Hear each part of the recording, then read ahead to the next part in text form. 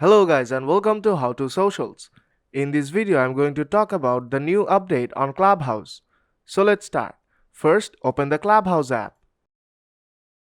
When the app opens, tap on your profile icon on top right corner. Then tap on the settings icon on top right corner.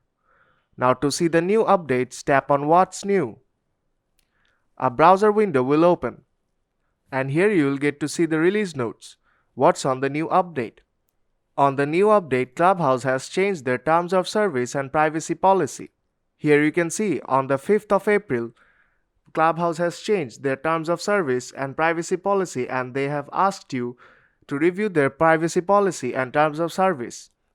And as a user of the app, you must review the terms of service and privacy policy. Otherwise, if you face any privacy issue or other problems regarding your profile, you cannot charge the Clubhouse team. So it's better to check out their new terms of service and privacy policy. To check out their terms of service, tap on Terms of Service. And to check out their privacy policy, tap on Privacy Policy. Now let's move on. Clubhouse team has added a new feature called Payments, and it is now on beta.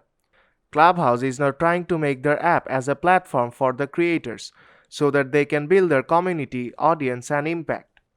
And from now on, creators can earn money from the Clubhouse app. Payments is basically the monetization feature on Clubhouse. If this feature is enabled for a user, that user can earn money by receiving payments. And if you scroll down a little bit, Clubhouse team has explained the feature how one can get payment.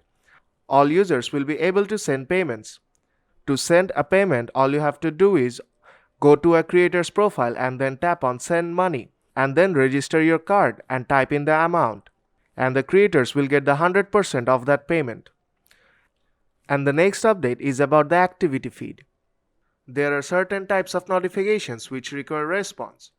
And if you don't clear them, it will pile up on the feed. And this has been problematic at times.